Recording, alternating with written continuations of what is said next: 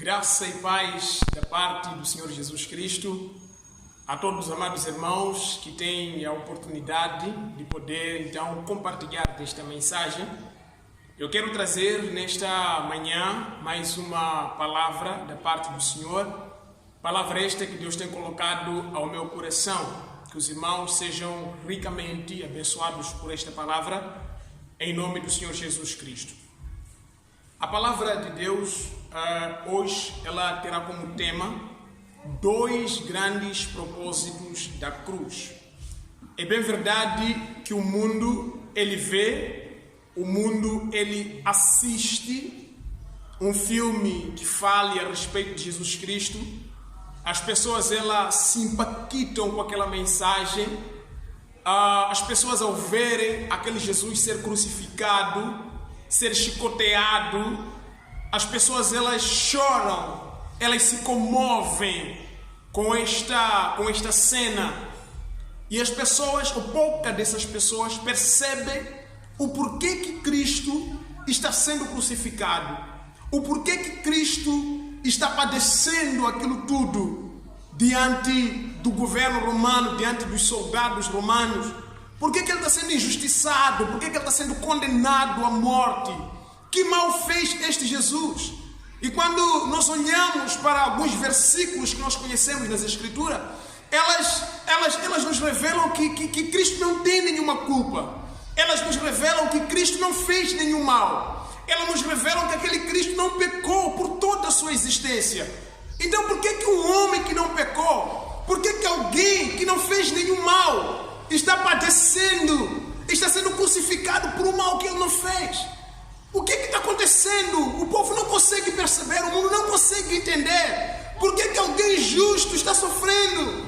Por que alguém que não pecou está morrendo? Então é a respeito desta situação que nós estaremos falando no dia de hoje.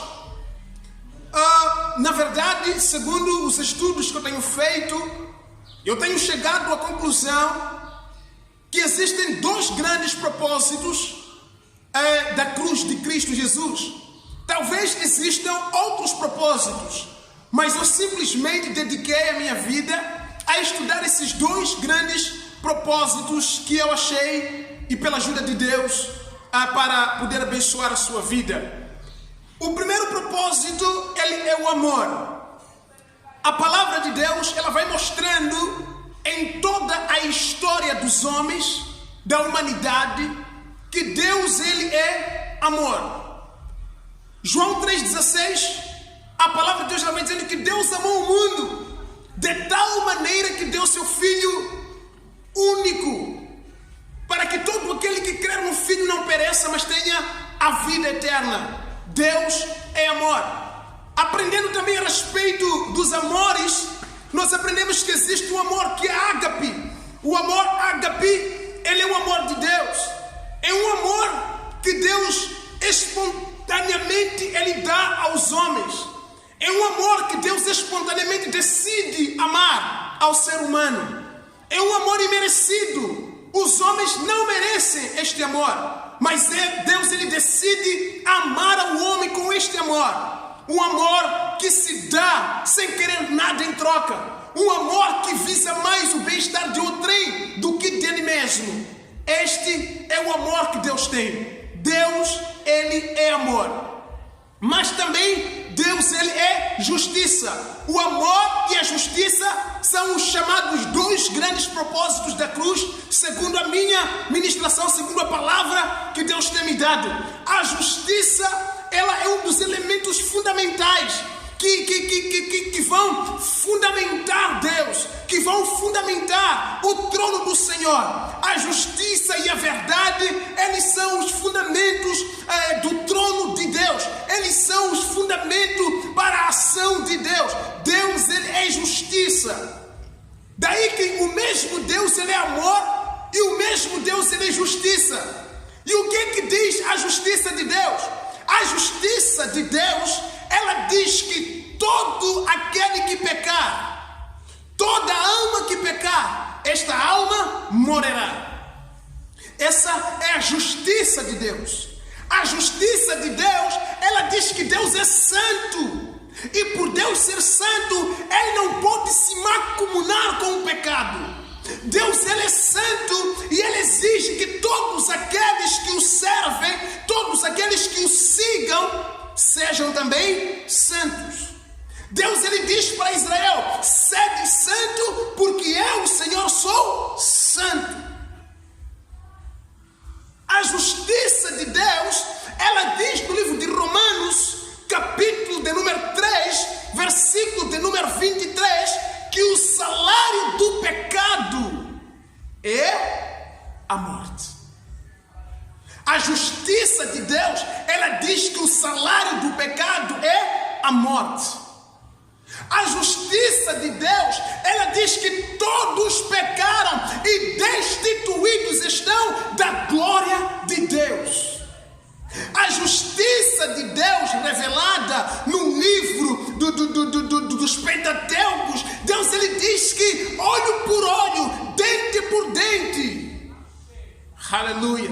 Aquele que pecar, aquele que fizer algo de errado a alguém, deverá ser restituído da mesma forma. Essa é a maneira que Deus achou. Essa é a justiça de Deus contra o pecado. Essa é a vontade de Deus para com os pecadores. Portanto, a justiça de Deus está em vigor. O amor de Deus também está em vigor. Deus, ele agora encontra-se em uma cena um bocado complicada. Deus, ele encontra-se numa cena complicada, aonde o amor dele está soando mais alto que a sua justiça, e ao mesmo tempo a justiça exige o pagamento devido por causa daquilo que está traçado. Deus, ele é amor. Deus, ele é justiça. A justiça pede vingança, o amor pede perdão. A justiça pede vingança, o amor pede misericórdia. A justiça pede vingança, a justiça clama por morte, mas o amor clama por perdão e reconciliação. A justiça diz que todos os homens pecaram e estão destituídos, separados da glória de Deus. Mas o amor diz que Deus amou o mundo de tal maneira. Como é que Deus vai se sair dessa situação? Qual é a saída de Deus para essa situação? Qual é o caminho que Deus acha para resolver esta situação? Qual é a via que Deus encontra para não ferir a sua justiça e ao mesmo tempo não ferir o seu amor? Para continuar amando aos homens, mas também continuar sendo justo que Ele é e que não pode se negar. Qual é o caminho que Deus achou para resolver esta demanda? O caminho é a cruz. A cruz, ela revela o amor e a justiça de Deus. A cruz, ela é Jesus Cristo padecendo, ela é Jesus Cristo sofrendo no lugar dos homens. Desde o livro do Gênesis, Deus, ele revelou aos homens que o pecado, ele paga-se com sangue. Quando Adão e Eva pecaram, Deus, o Senhor, ele aparece no jardim e ele começa a chamar: Adão, Adão, onde é que tu estás? Adão, ele disse: eu ouvi a sua voz ressoar sobre o jardim, então fugi e me escondi. Adão, por que você se escondeu, filho? Eu me escondi porque eu me apercebi que eu estou nu. Adão, como é que você se apercebeu que você estava nu? O que foi que você fez? A mulher que o Senhor me deu, ela fez com que eu comesse do fruto da árvore que o Senhor disse para não comer. Pois bem, Adão, quando você se apercebeu que estava nu, o que você fez? Ao invés de só se esconder, qual é o passo que você encontrou? Reapareça, Adão, venha ao meu Adão, eu quero ver você. Adão, ele vai na presença de Deus, juntamente com a sua esposa, ambos vestidos de folhas de árvores. Adão, ele pensou que poderia cobrir o pecado com folhas de árvores. E Deus, ele dá uma lição para Adão no livro de Gênesis, capítulo 3, versículo de número 21. A palavra diz: e Deus coseu para ambos túnicas de pele. Se tu for a perceber túnicas de pele, você vai perceber que a pele que fez as túnicas de Adão e da Eva, a pele que foi usada para cobrir a nudez de Adão e da Eva, a pele que foi usada para cobrir os pecados de Adão e Eva, foram peles tiradas de um animal. Um animal inocente, ele teve de morrer para cobrir os pecados de Adão e Eva. Essa foi uma lição de Deus para Adão e para Eva, que o pecado só se paga com sangue. Sem sangue, sem derramamento de sangue, não há remissão de pecados. Folhas de árvores, Adão, não servem para tapar o seu pecado. Folhas de árvore, Eva, não servem para encobrir os vossos pecados. Só o sangue é o salário exigido pelo pagamento para o pecado. Só a morte é que é o preço viável para com o pecado. Alguém precisa morrer para pagar-se o preço do pecado. Essa é a lição que Deus ele traz para Adão e para Eva. E alguém então pergunta: como é que Cristo torna-se a peça principal? Como é que Jesus ele se torna a pedra angular nessa situação? Por que para minha salvação eu dependo de Jesus? Por que para mim herdar o reino dos céus eu dependo de Jesus? Onde é que Cristo entra? Por que Deus, sendo o Senhor, ele não clamou lá de cima e dissesse: Narciso, alcance agora o seu perdão, porque eu livremente te dou? Por que Deus não gritou? Por que foi necessário que Jesus viesse e morresse na cruz para pagar pelos meus pecados e agora se tornar ele a peça-chave para a minha salvação? Porque as Escrituras elas dizem: quem tem um filho tem a vida. Quem não tem um filho também não tem a vida. Porque as Escrituras elas dizem: vinde a mim, venham para mim, todos que estáis cansados e oprimidos, e eu vos aliviarei. Porque as Escrituras também dizem: eu sou o caminho, eu sou a verdade e eu sou a vida, e ninguém vai a Deus, ninguém vai ao Pai se não passar por mim. Por que Jesus Cristo ele torna-se a ponte? Por que eu só preciso de Jesus para poder ir para Deus? E eu então, que não tenho fé na pessoa de Jesus, mas eu acredito em Deus. E eu então que não preciso de Jesus, mas eu preciso de Deus. A resposta é a seguinte: sem Jesus, sem Deus. Sem Jesus, sem salvação. Sem Jesus, sem eternidade no paraíso de Deus. Venha a Cristo e seja salvo.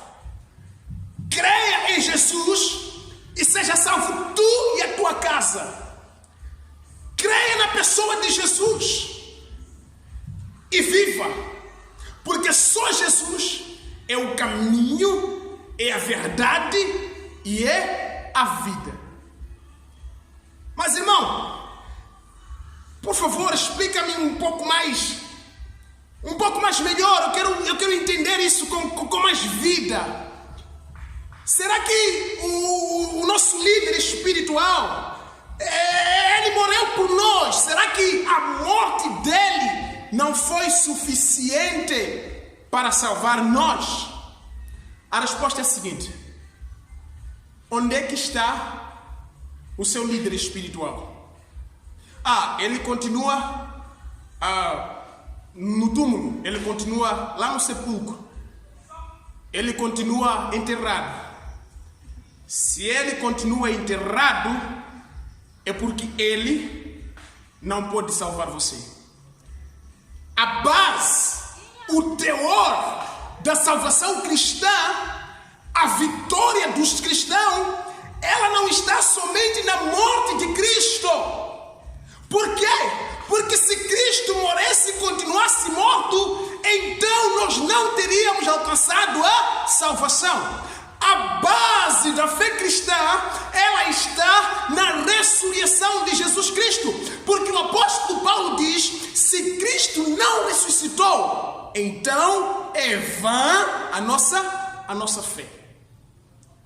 E quando é que uma pessoa ela morre e ressuscita?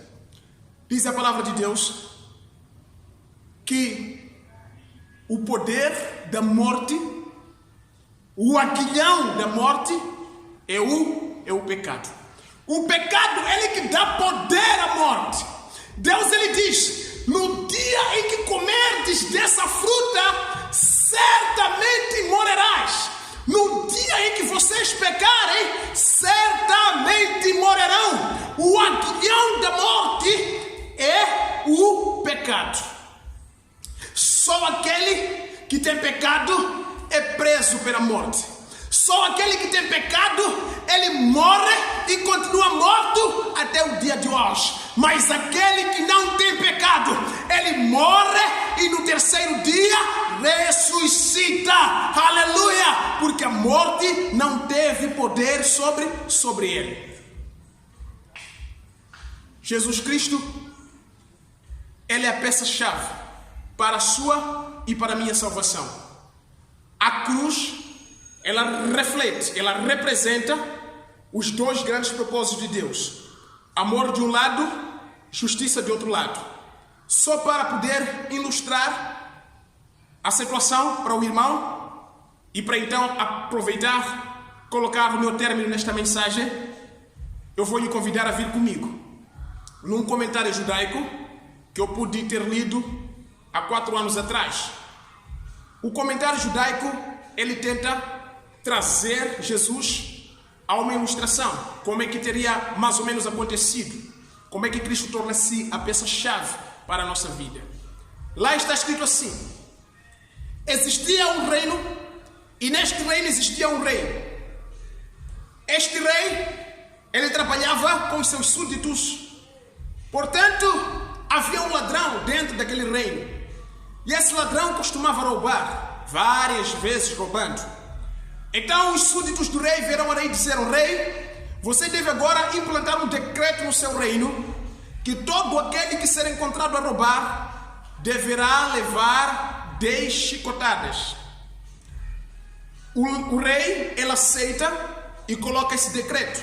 O decreto é cumprido, as pessoas vivem naquele decreto, mas o ladrão, ele não para de roubar, ele continua roubando.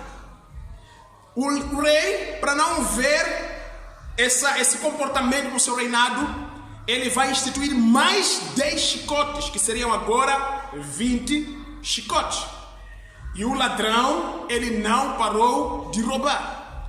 O rei agora, ele vai instituir 40 chicotes, ou seja, a pena de morte para aquele que ser encontrado roubando no seu reino. A pessoa que for encontrada roubando no reino deste rei deverá ser condenado à pena de morte, porque este comportamento não é aceitável no meu reino. Após o rei ter decretado a pena de morte para o ladrão, aparece o ladrão, ou seja, em algum momento, num desses dias, o ladrão ele é pego roubando. Quando o ladrão ele é pego roubando, o Areópago, o conselho de ministros, a cidade toda ela se reuniu em algum lugar para poder assistir à condenação, para poder assistir ao martírio daquele que tem roubado nesta sociedade, ou seja, que tem roubado nesse reino. As pessoas, elas se reuniram para ver morrer aquele que tem um mau caráter no meio deste reino. E o que acontece? O rei, ele vai instituir 2 algozes, ou seja, 2 pessoas com 2 varas para poderem martirizar a pessoa. E o rei está lá no seu maioral trono, no seu assento mais alto, e com os seus ministros do seu lado. O rei agora vai percebendo que está entrando o ladrão. É isso que todo mundo pensava. Está entrando o ladrão para o martírio, para ser martirizado. E quando vai entrando, o rei agora se apercebe que quem vai entrando não é um homem, quem vai entrando é uma mulher. E cujo esta mulher é uma velha. E essa velha que vai entrando, ela é por consequência ou por coincidência a mãe do próprio rei. De repente, as pessoas são tomadas daquele peso, as pessoas são tomadas daquele susto. E alguma classe estava por lá atrás dizendo assim: queremos ver o que é que esse rei vai fazer, porque se fosse os nossos filhos, ele teria mandado matar. Se fosse a nossa mãe, ele teria mandado matar. Agora é a mãe dele. O que é que ele vai fazer? Todo mundo nessa expectativa para ver qual seria a decisão do rei, ou o que o rei teria feito. E a velha agora chega no meio dos 2 algozes, dos dois bandões, para poderem crucificá-la, para poderem matá-la. E enquanto pensavam que o rei iria se levantar para dizerem: comece a carnificina, o rei, ele se levanta por amor que ele tinha à sua mãe. Na verdade, a mãe era ladra. Na verdade, a mãe merecia a pena de morte. Mas não tinha como. O rei devia cumprir o decreto, a justiça dele devia ser cumprida, para que ele não seja mal falado, mal tido pela população. E o que é que o rei ia fazer? O rei, ele se levanta, ele tira suas vestes reais, ele desce ao lugar do martírio e ele tira a mãe do lugar e ele ocupa o lugar da mãe. Ele morre no lugar da sua própria mãe. Para salvar a mãe dele, para salvar a pessoa que ele amava, ele precisava se entregar e morrer no lugar daquela pessoa. E essa é a atitude que o nosso Deus, ele tomou. Quando as Escrituras dizem que mesmo sendo em forma de Deus, ele não usurpou ser igual a Deus. Antes mesmo, ele renunciou, ele aniquilou-se a si mesmo. Ele esvaziou-se a si mesmo, ele tomou a forma de servo.